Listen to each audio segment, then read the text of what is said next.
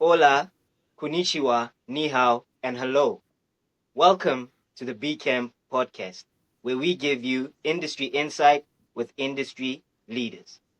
In today's session, we have a marketing leader, a Autobot for behavioral health, the razzmatazz of A-Train marketing communications. Welcome to the podcast, Tim, and thank you for sharing your time with us. I have a few questions lined up. Are you ready to tackle them with me? Absolutely. That's amazing. Just before we begin with our introduction questions, can you give us a bit of an introduction about yourself so the people know the face that is running this successful marketing industry that you are in and influencing it with the juggernautical power? Yeah, absolutely. I founded my first marketing agency about 10 years ago. We did social media marketing primarily, and then we grew that over about 3 years, grew it, renamed it, rebuilt it as a full digital marketing agency, and then I purchased A-Train Marketing, which is the current agency I own, about 3 years ago, and merged my other two agencies into it. So now we have just one big team. We work primarily with behavioral health, like you mentioned, and we have clients in, I believe, 32 states right now inside the U.S. Oh, that sounds amazing. That sounds amazing. That sounds like for the year 2025, we're definitely going to be seeing bigger and better moves.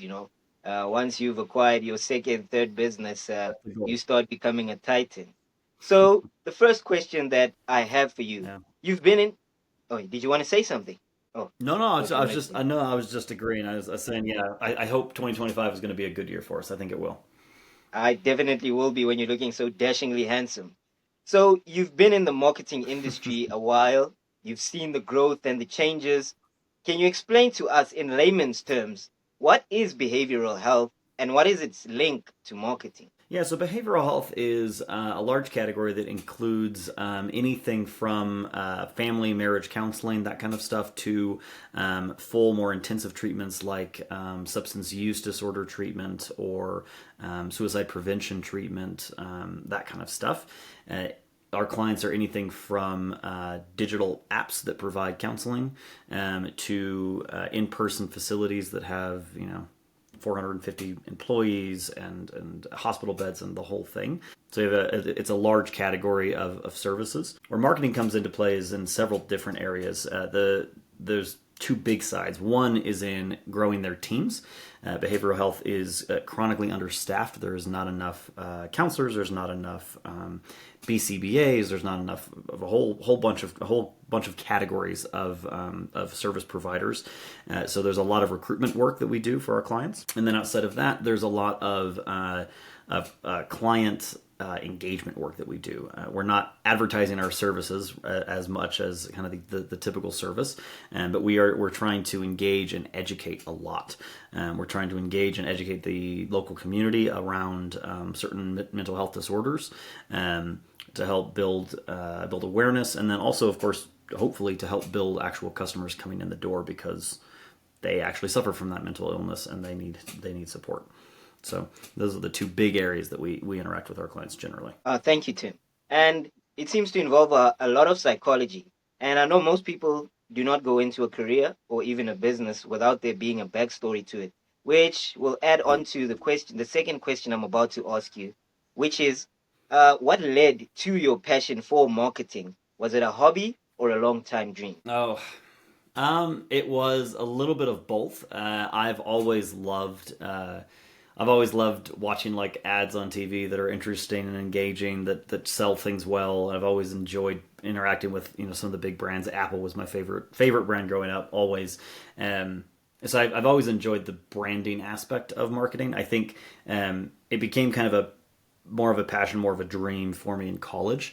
I had a couple of good professors, which is how most people's passions start, right? Is a couple of good mentors, but one in particular that ran a full marketing simulation in our class, and I loved it. And I spent way more time than I needed to just to get the grade, just because it was so much fun to me. My team won that competition that year. We won for the whole class.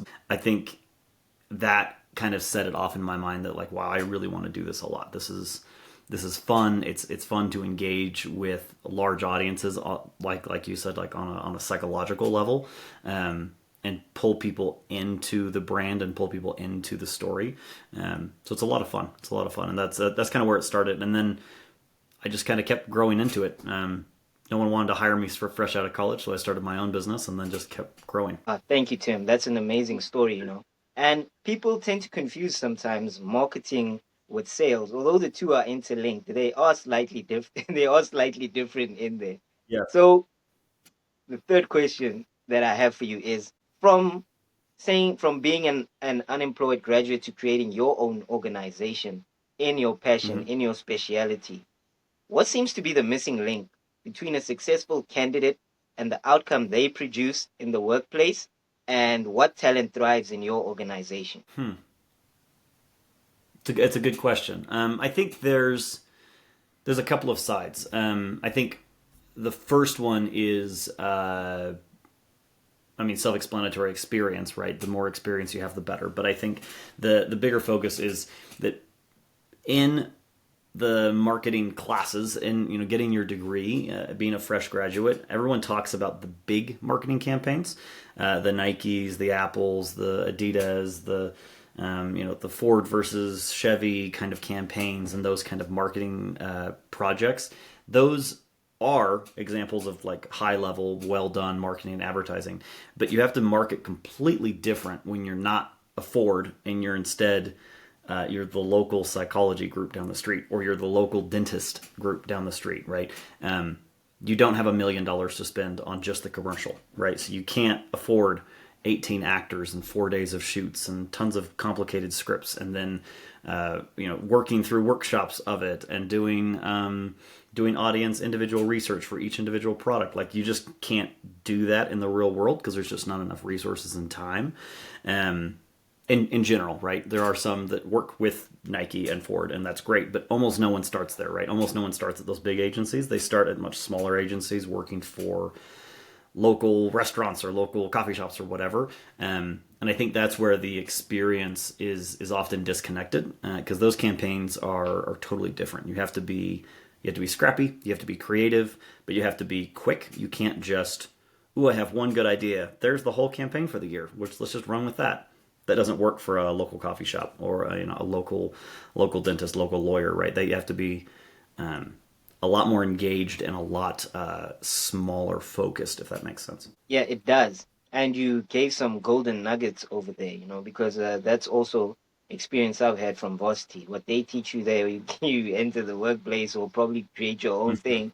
It's a whole big different disconnect. And as you said there, the mom and pop budget, it doesn't get you what Apple or Amazon budget would, and it needs way different Exactly. interaction. And now another issue I've seen is it also blows my mind. Mom and pop seem to forget that, not most of the time, just in my viewpoint, I'm not speaking on behalf of you or PCAM, just Yeah. as a speaker to speaker. They seem to forget that they can make use of marketing agencies because of what you said, that the budgets are always so high. So now they sit there Uh-huh. with their business wondering, Yeah. why am I not getting enough customers? I'm only getting 10, but I'm not getting the efficient amount that I can need. Does your business provide mom and pop budget too, or is it just intermediate or high level budgets that you guys Uh, provide? yeah, it really depends. So we have really small clients that are 3 or 4 people in a clinic. The primary psychologist, a receptionist, and a counselor or something like that. So really small groups, all the way up to the very very large groups. We have one that's like, I don't know, 1,400 employees or something like that. So medium to large in the behavioral health space. But I think the difference to us isn't the size, but it's the willingness to invest. And so it is a very common thing for the mom and pops to be like, well, I just can't afford marketing. Well, you don't have to be able to buy 50 billboards and trucks and signage wraps and all the stuff. You can do good marketing on a very small scale.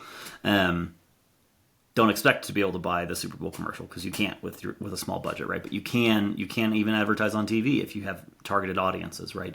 So I think the small groups that come to us that understand that they need to spend on marketing and are willing to actually invest, then we can work with them with really small budgets. I mean, we have a client that is only, I think, $2,900 a month, really small. And so we don't do a ton for them because we can't afford to do a ton with that budget, but we do really high-powered SEO for them and for their website.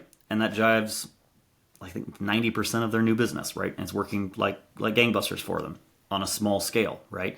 They're not competing with Amazon on Google, but they're competing with other small mom and pops, and they have professional help in us, and so we can do it well. So yeah, I think it just depends on the client. The small mom and pops that just can't stomach cutting a check every month and not seeing results for 3 or 4 months because it takes time to show results from marketing, those ones we can't work with generally. But I find that with the right education, even most small businesses understand the value, and they just need to find people that they can actually trust, because it's hard. It's hard to trust a marketing group that you've never worked with before. Amazing, amazing. And there you have it, ladies and gentlemen. Use what you have to get where you want. So the next question that I have is, especially with the rise of AI and the re-rise of data science, how do you think it can add value to marketing, or do you have a different opinion? Well, there's so many ways that AI is impacting marketing right now, and that using AI and data is impacting marketing. I mean, we have probably 6 different tools that we use that incorporate elements of AI or are fully AI driven. Everything from, I've talked about SEO in the last example, and it's not all of our services, but it's one of about 5.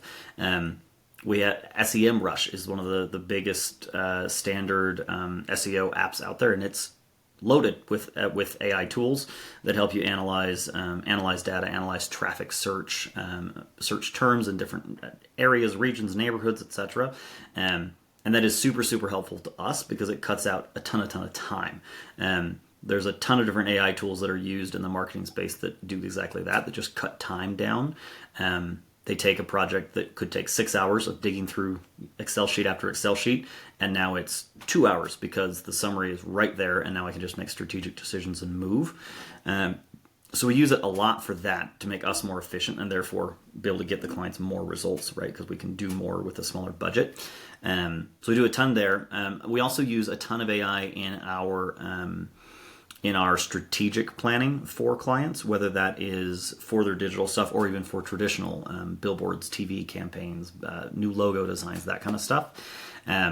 We use a ton of AI to do almost what I would call like micro focus grouping. Focus groups is one of those things that, again, they talk about a lot in university that are very expensive, like $30,000-$40,000 just to do one focus group. And they don't tell you that much because one focus group of 10 people could be hugely skewed off of what your actual audience cares about. So what we use a lot often is AI to do focus grouping, to say, hey, watch this commercial. What do you understand out of this? Now pretend that you are a 45-year-old male living in this area. What do you think about that now? Right? It's not 100% accurate, obviously, but it's a good way to give us live feedback. Quickly and efficiently without having, gigantic budgets. Oh, amazing. Thank you, Tim. And the next question that I have is, what challenges keep you up at night regarding the business? More so now that there's AI and the re-rise of data science. Boy, it's different every night. It's different every night. Depends on what we're talking about. But I think in relation to data science and AI, I think there's a couple of things. One thing that keeps me up is trying to keep up with and capture the opportunity. I don't view AI as a huge threat. I view it as a really big opportunity for those in the marketing space, especially. And I think figuring out where we can capitalize, how we can adjust our processes quick enough to keep up with the changing technology, because as you know, it changes like every week. There's a whole new system, there's a whole new app, there's a whole new iteration of some different software, and now how does that impact what we do and how we do it for our clients? Keeping up with those changes is very hard for any organization, and so I think figuring out how to capitalize is a big thing that I spend a lot of time on. Okay, great, this new version of ChatGPT came out. how do we use this? How can we incorporate this? How are our competitors going to use it? Because then that does become a threat, right? AI is not going to replace marketers, but marketers that use AI well are going to replace marketers that don't. And so I'm focused often on just figuring out how to incorporate it into our processes, into our systems, efficiently and effectively. Oh, thank you, Tim. And ladies and gentlemen, if you didn't notice, Tim has a very high level of prompt engineering so that he stays ahead of the game. All right. So the next question that I have is, with technology touching every area of life, what tech skills would a candidate need to work with your organization? A lot of different pieces these days. Right now, the tech side of marketing is in two spaces, really. One is digital ads, and the other is SEO. Because things like website design and graphic design, those really tend to be more creative than technical. I've seen a lot of incredible creative come out of people who can barely use a computer because they had the idea. So on the technical side, it's really that SEO and digital ad front. There's a couple of different pieces. I think one, people that understand how to leverage softwares with their SEO work are in high demand. People understand basic SEO strategy. There's a lot of people out there that understand the basics of SEO.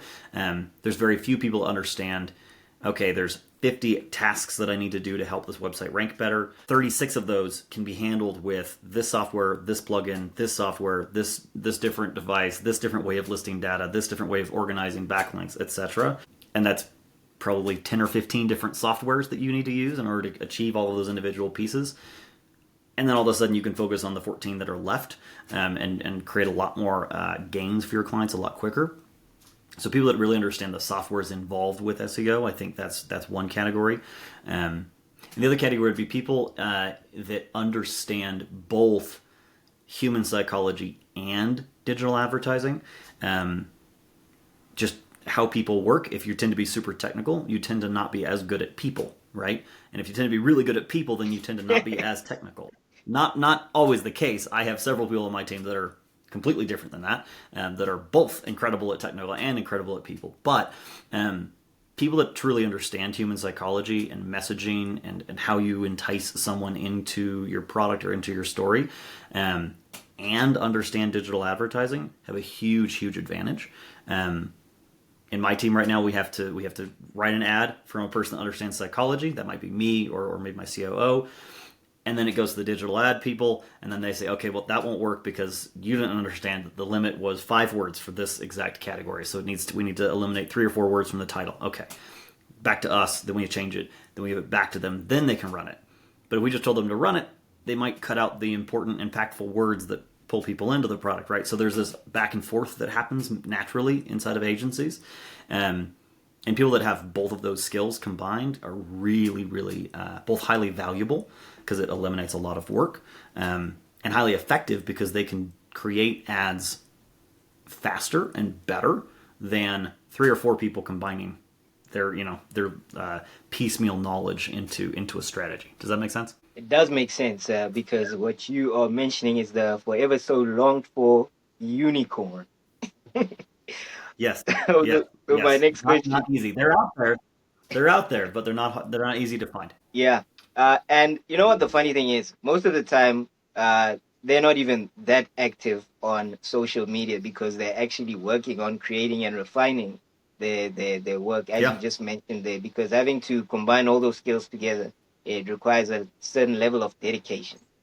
So it does. It goes back to what you just said now. Do you feel at this point tech has impacted marketing processes and to best the competition? Yeah, it's because the conversation is so awesome.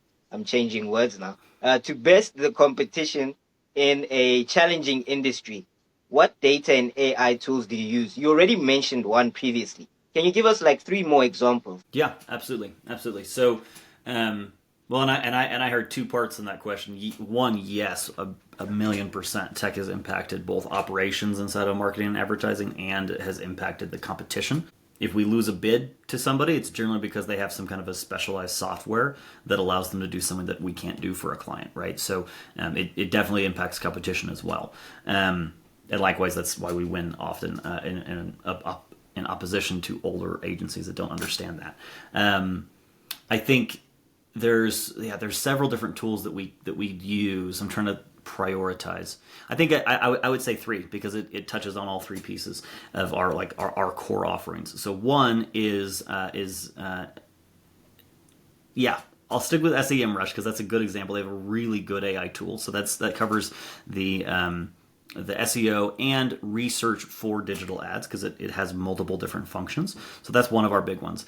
We use ChatGPT a lot because we can use those customized personas in order to do specific tasks within our agency or in order to act as specific types of customers, which is really valuable. And then we use I can't remember what the system is called, but it's the AI integration for Adobe Editor and some of those creative softwares. Those three we use a ton. We also use another one that does AI image refining. So often when you do an AI image generation for some specific campaign or something like that, which we do a lot of for our clients, it'll be a great image or it'll be a great video clip, but the video quality is really low. And so there's another software that we use that we layer on top that will go in and increase the quality, increase the definition of pixels, in order to make it able to serve as the background of a website or able to serve as a video ad for a social campaign or something like that. So those are probably our most impactful ones at the moment. There's a number of others, but yeah, those are probably our biggest ones. Oh, thank you. Thank you, Tim. And Yeah. my next question comes back to talent again, because there seems to be a missing link, between like employees and employers, where the employers say that there's a lack of talent, and it's not just in, STEM industries, but industries like yours.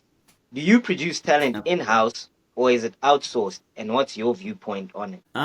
Well, so we do both. It depends on the role.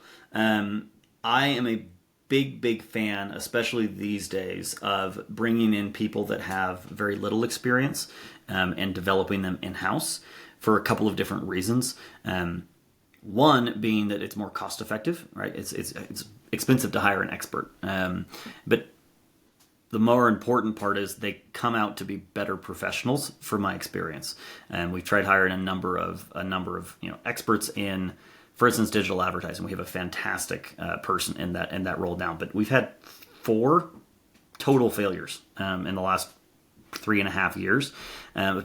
People that say that they're really good, that really understand things, and then they just can't get it done. Or they understand the software, they understand the process, but they don't match our culture at all. They're not pleasant to work with. They're not pleasant to their fellow employees, or they're not exactly their soft skills are horrible, and we can't have that, right? We are, for most of our clients, we are part of their marketing team, right? So we regularly present to their board of directors and to their CEOs, and so you can't have someone that can't show up to a meeting dressed or on time, right? And so we've really struggled with that role. That's totally different than, for instance, our SEO department is incredible. They're rock stars because we hired them really inexperienced, and then we invested a ton in them. We invested time in training and time in practice, and we bought classes for them, and we bought courses for them, and we buy conference tickets for them. We do all the things for them, and they are now incredible professionals that do match our culture, that are pleasant, that are professional, right? And so when we can, I prefer to develop it. Always, because you end up with a better team member. Plus, you get to have an outsized impact on someone, right? You're not just a job, but you're someone that actually helped transform their career, which just feels good, and I just enjoy. And making talent like that, it's like people who started in the heydays of a startup. It comes with it with a level of loyalty, So that even if they do decide to transition maybe to a much more better paying position for or whatever reason, that there'll always be somebody there to say, Tim and the team, this is what still needs to be done. You can just fix here, and here. So I have a trick question. Do you think AI will lead us to utopia or dystopia? Interesting. I'd say it's 50-50 right now, not because of everyone's worried that, AI is going to take over and start killing us like Terminator or something, right? I'm not worried about that. Um, Maybe I should be, but I'm not worried about that. What I'm worried about much more so is wealth disparity increasing because those of us in power use AI to become more efficient and we just collect more and more money for ourselves. I think that's really where the risk is with AI. I think the upside, the opportunity is massive because I think it can handle so many of the day to day, boring, unfulfilling work that someone has to do, right? So we pay people to do right now, but if we can have a robot do it, a software execute that work all the time instead of us, that has some major advantages. So I think that's it's a double-sided blade. I'm not sure which way it's going to go. I think it is going to cause a lot of turmoil either way because we are not, as a society, we're not ready for another significant change in our culture, and I think AI will represent a significant change both in how we work and in how we interact with people. Thank you.